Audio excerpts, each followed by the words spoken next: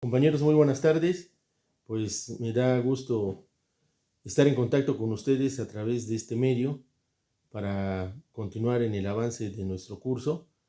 El día de hoy para continuar con el tema sobre juicios sobre derechos reales. Recordemos que en la clase anterior abordamos el juicio de Sucapión, que es el juicio que promueve el poseedor contra el propietario y otros señalados, como ya vimos en nuestro Código de Procedimientos Civiles, como demandados.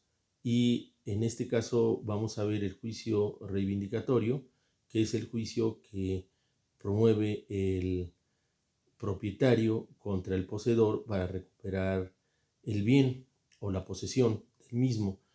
Y debemos tener claro, como lo comenté en un principio, que en muchas ocasiones, pues la acción de usucapión tiene como contraparte la reivindicación del bien por el propietario, es decir, se ejercita en la vía reconvencional, dando lugar a juicios dobles, o sea, se promueve el juicio de usucapión y se reconviene el juicio reivindicatorio.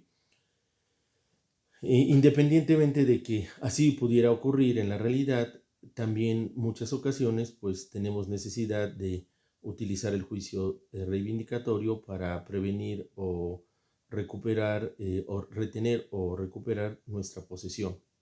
Entonces, lo primero que debemos tener claro de la acción reivindicatoria es que es la acción que ejercita el propietario en contra del poseedor.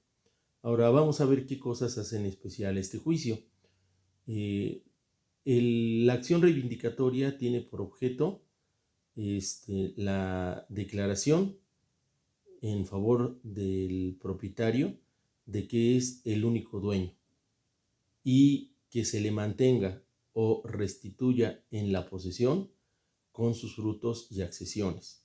Entonces, lo primero que debemos nosotros entender de este juicio es que es un juicio que procede respecto de bienes inmuebles. Ahora, también, ¿cómo acreditamos nosotros ser los propietarios? Pues obviamente con el testimonio de la escritura pública y que además esta propiedad, este testimonio, esté inscrito en el registro público de la propiedad. Acuérdense ustedes que los efectos del registro público de la propiedad pues son contra terceros, es decir, contra cualquiera que pudiese oponerse en el uso y disfrute de nuestro derecho real de propiedad. Entonces, acompañamos a nuestra demanda, nuestro testimonio como de escritura pública como propietarios y también el certificado de inscripción de ese testimonio en el registro público de la propiedad. Entonces vamos a ejercitar nuestra acción reivindicatoria. ¿Y contra quién la podemos ejercitar? Pues miren, contra la persona que perturba o amenaza en nuestra posesión o contra aquel que ya nos despojó de la misma y que nosotros vamos a intentar recuperar ese bien. Aquí nosotros debemos decidir, ¿verdad?, qué acción debemos intentar, porque recordarán ustedes que hace algunas clases vimos nosotros las medidas cautelares y que dentro de las medidas cautelares hay una que tiene exactamente el mismo efecto que el juicio reivindicatorio, que es de ser mantenidos o restituidos en la posesión, otorgando una fianza. Pero la diferencia entre la medida cautelar es que la posesión que nosotros obtenemos es una posesión provisional y aquí en nuestro juicio reivindicatorio pues se obtiene la posesión definitiva del inmueble sobre el que nosotros promovamos la reivindicación. Entonces, si está a nuestro alcance, pues nosotros debemos promover nuestro juicio reivindicatorio acreditando ser los propietarios y va a haber la declaración en nuestro favor y también ya sea mantenernos en la posesión o restituirnos en la posesión. El juicio reivindicatorio se promueve en la vía ordinaria. Entonces, ¿qué cosas lo hacen especial?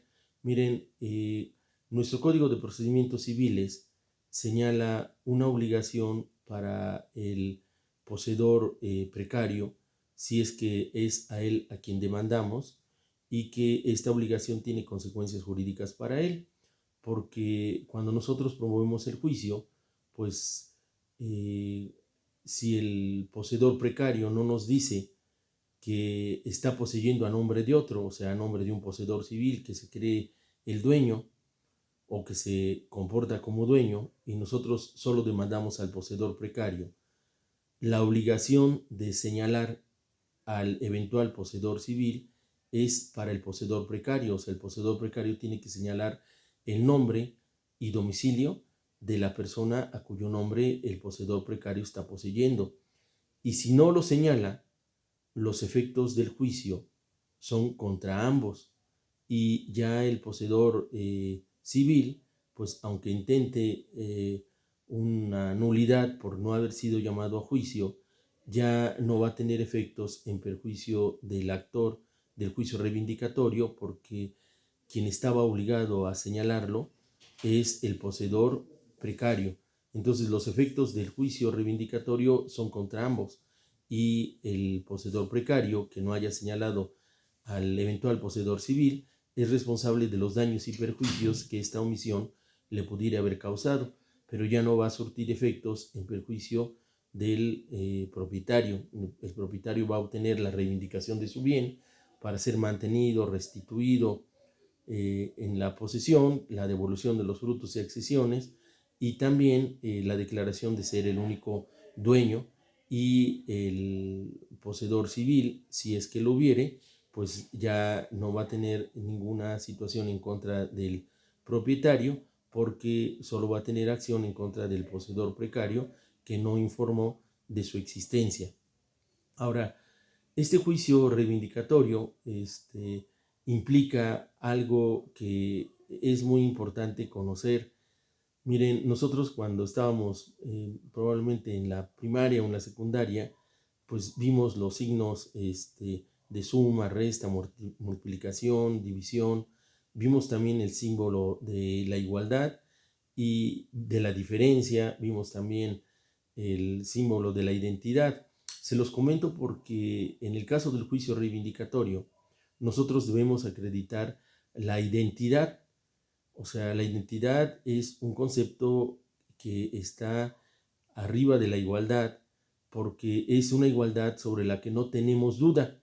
O sea, debe estar plenamente demostrado la identidad del bien que somos propietarios con la identidad del bien que posee sin derecho la persona contra quien promovemos el juicio. Entonces, debemos acreditar la identidad. Incluso recordarán ustedes que la identidad, a diferencia del símbolo de igualdad que tiene dos líneas horizontales, la identidad tiene tres líneas.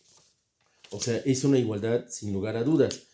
Pero procesalmente, ¿qué significa esta identidad? Miren, que nosotros debemos hacer una identificación plena del bien que somos propietarios, es decir, no vamos a decir nada más la dirección de nuestro bien, sino vamos a decir las medidas y colindancias, la superficie de nuestro inmueble, la descripción física del mismo, y tenemos que acreditar que el demandado posee ese mismo inmueble.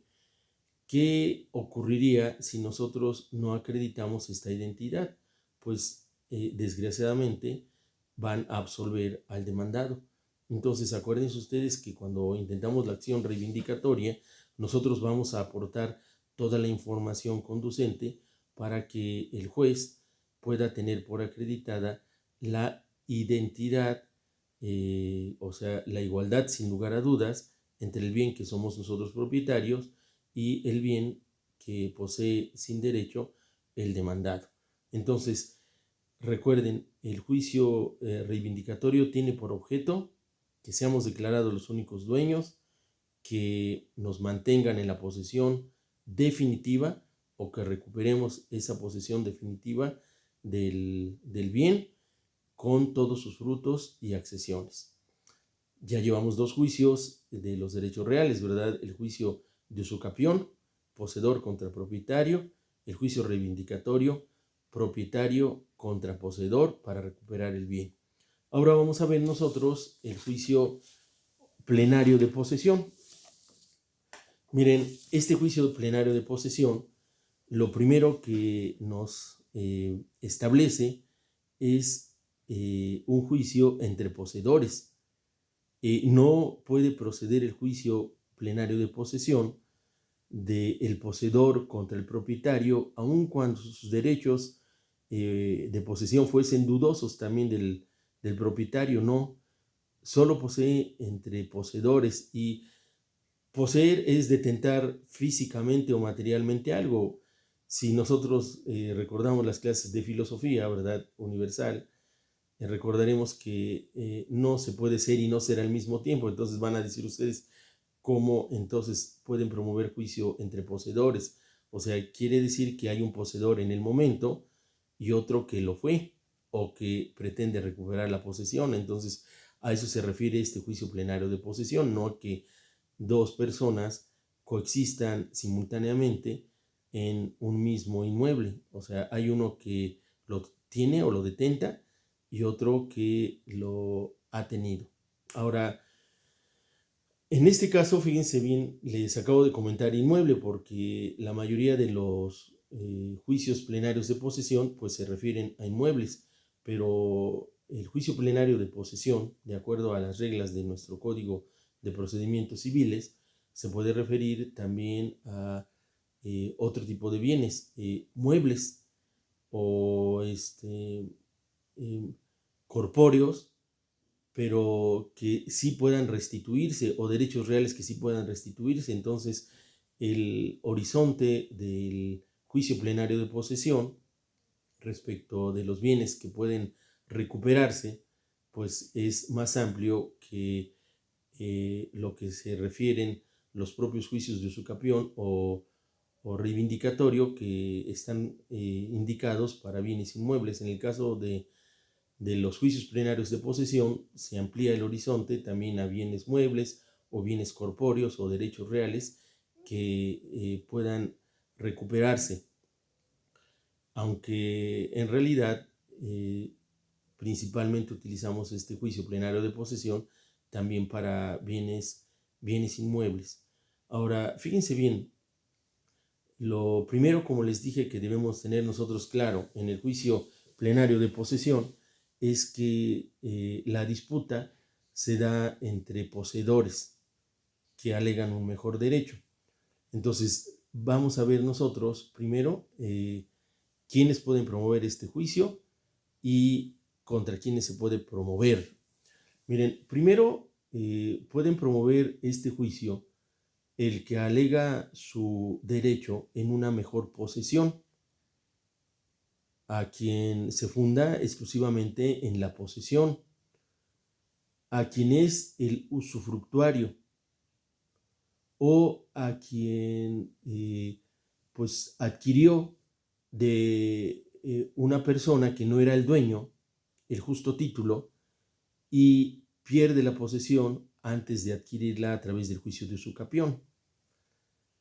Todas estas hipótesis se fundan en la posesión.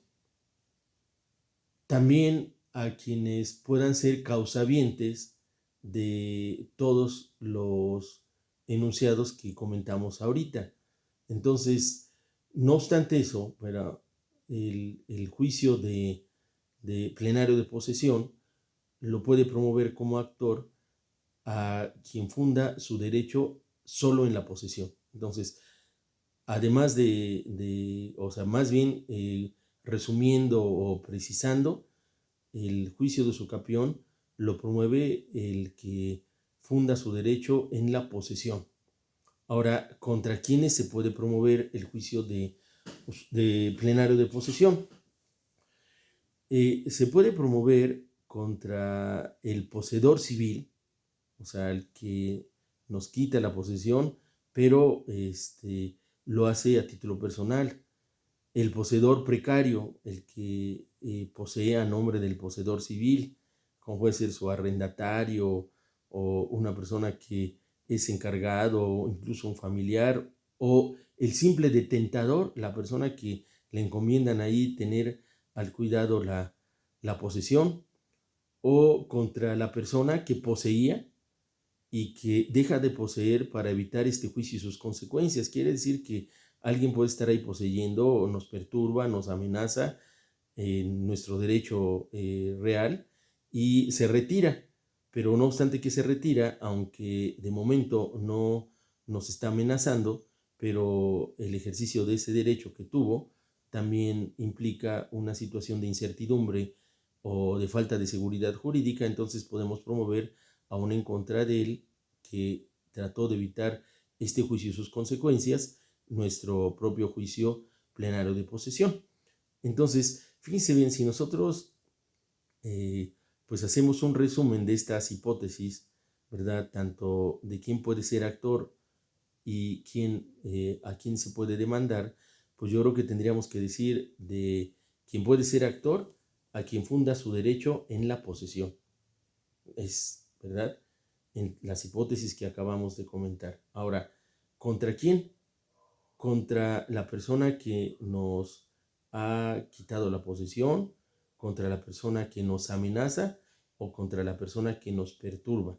Pero ambos se encuentran en el ámbito exclusivamente de la posesión. O sea, no podemos nosotros promover este juicio en contra de quien es el dueño o propietario del inmueble.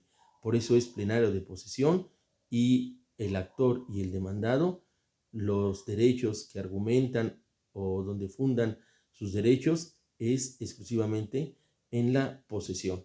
Ahora, fíjense bien, este juicio también es especial respecto de las obligaciones que se establecen hacia quien es el demandado. Quien es el demandado, ya sea civil o precario, pues va a tener las consecuencias, pero si el demandado es el poseedor precario, se establece una obligación similar al poseedor precario en tratándose del juicio reivindicatorio. El poseedor precario está obligado a señalar también el nombre y domicilio del poseedor civil para que sea llamado a juicio. Y si no señala el nombre y domicilio, los efectos de la sentencia son para ambos. Y el poseedor precario o simple detentador tendrá que responder de los daños y perjuicios que cause al poseedor civil.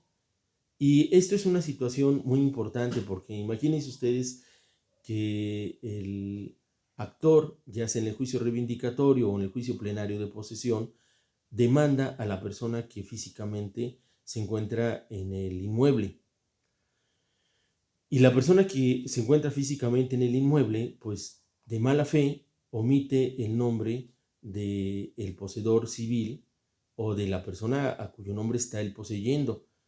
Y nosotros promovemos nuestro juicio dicta sentencia en contra de él, lo condenan a restituirlo, a darnos los frutos y excesiones, y de repente aparece el poseedor civil, y el poseedor civil entonces hace valer, si todavía está en el juicio, pues una nulidad de notificaciones en la vía incidental, o si ya se terminó el juicio de amparo, y como no fue llamado a juicio, entonces va a ocasionar que el juicio se repita. Entonces, imagínense ustedes el tiempo que se tardó el juicio, ya sea reivindicatorio o plenario de posesión, y que después de ese tiempo, donde ya se obtuvo una resolución favorable, ya se declaró ejecutoriada y en la ejecución estamos obteniendo la restitución del bien, y de repente apareciera el poseedor civil y echa para atrás todo a partir de cuando debió haber sido llamado a juicio. Entonces, estos juicios que se tramitan tanto el reivindicatorio como el plenario de posesión en la vía ordinaria se hacen especiales porque hay una obligación procesal para el poseedor precario o simple detentador decir que están poseyendo a nombre de otro, y si no lo dicen, entonces la sentencia y eso ya es claro, está establecido en la ley, surte efectos en contra de ambos. Y como esa omisión pues no puede perjudicar al actor, sino pues solo al poseedor precario que omite señalar a nombre de quien está poseyendo, pues los efectos de la resolución son en contra de ambos, pero el poseedor precario o simple detentador será responsable de cualquier daño y perjuicio que pudiese causar al poseedor civil, a quien no señaló en el juicio, y que los efectos de la sentencia pues también son en contra de él.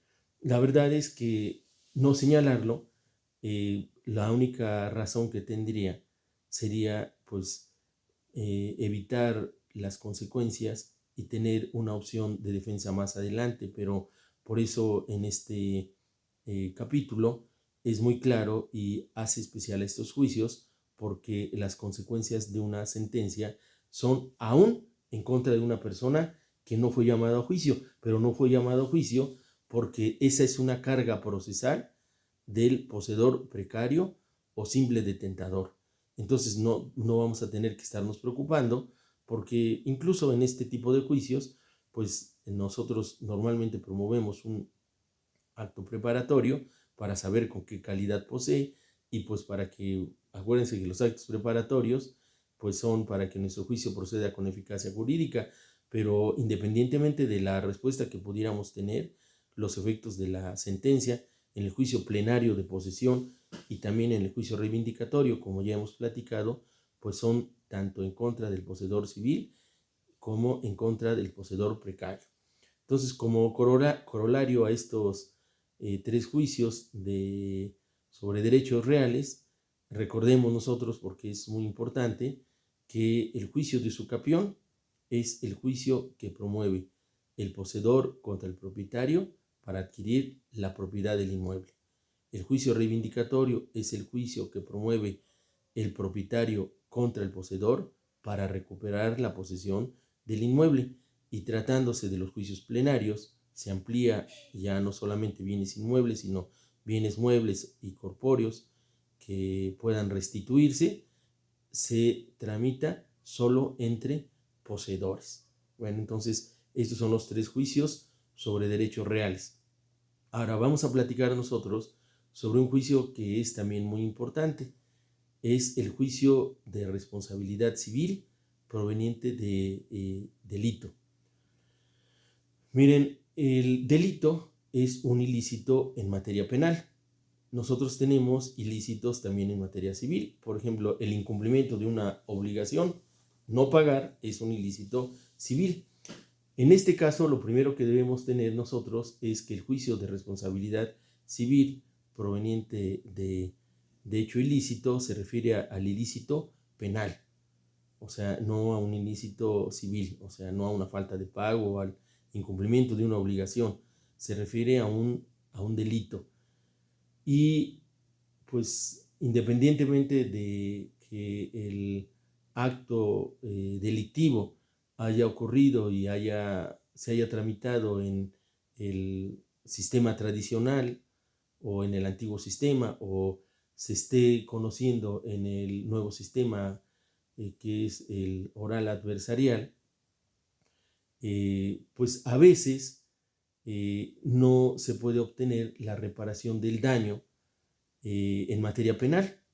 Fíjense bien, este juicio ya no entra en los juicios sobre derechos reales, sino ya el juicio de responsabilidad civil lo que pretende es una indemnización. ¿Qué significa reparar el daño? Significa regresar las cosas hasta donde sea posible al estado que guardaban antes de haberse ocasionado el daño o perjuicio. Recordemos nosotros, porque eso ya lo debieron haber visto en la materia de obligaciones, que es el tercer curso de Derecho Civil. Daño es la disminución en nuestro patrimonio y perjuicio es la no percepción de ganancias lícitas.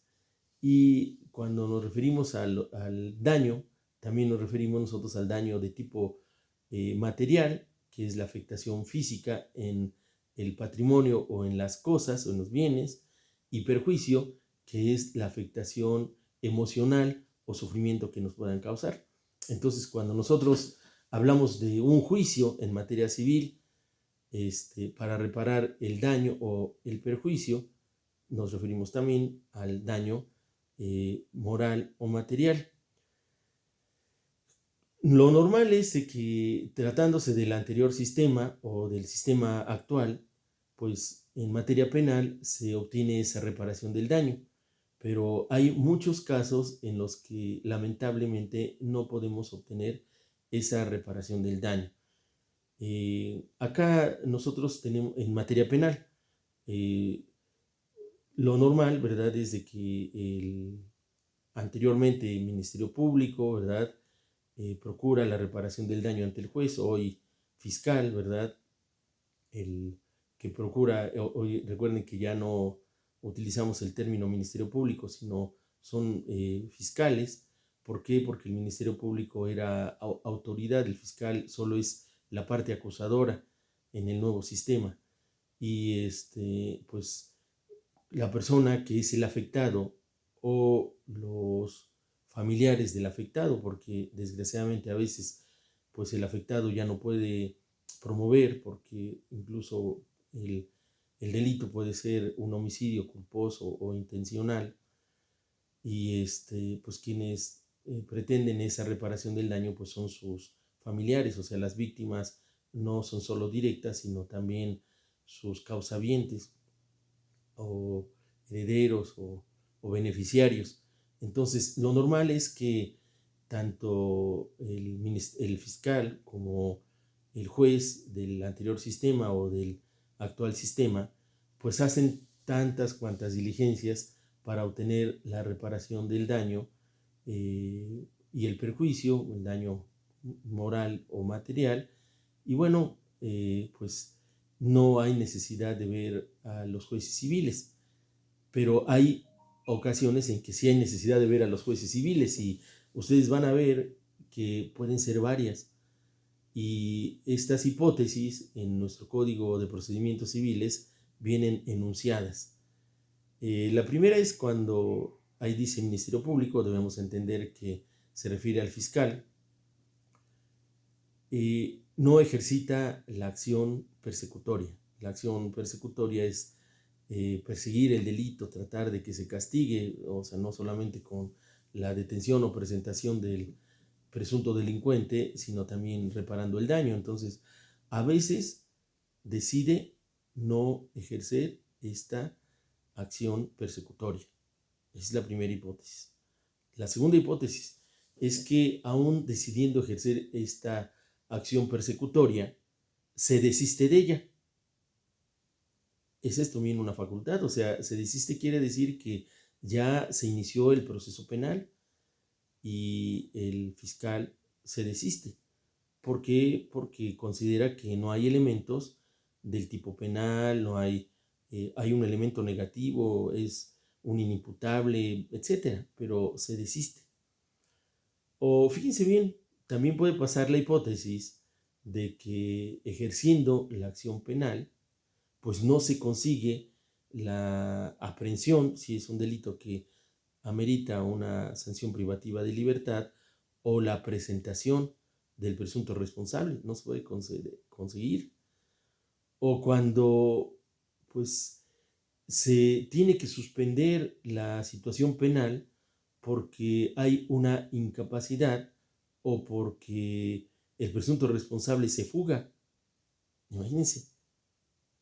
O en los demás casos que establece la ley. O sea, los demás casos que establece la ley se refieren a casos similares donde pues no puede obtenerse por la vía penal la reparación del daño. Entonces, en todos estos casos no se puede obtener la reparación del daño o del perjuicio. Y si ustedes analizan, pues las hipótesis que pueden ocurrir, pues sí son muchas. Entonces, hay muchas ocasiones en que, proveniente de un delito, no se puede obtener a través del juez penal, con la intervención del fiscal, la reparación del daño, y nos vemos nosotros en la necesidad de acudir ante el juez civil para que promovamos este juicio que es especial, juicio de responsabilidad civil proveniente de hecho ilícito.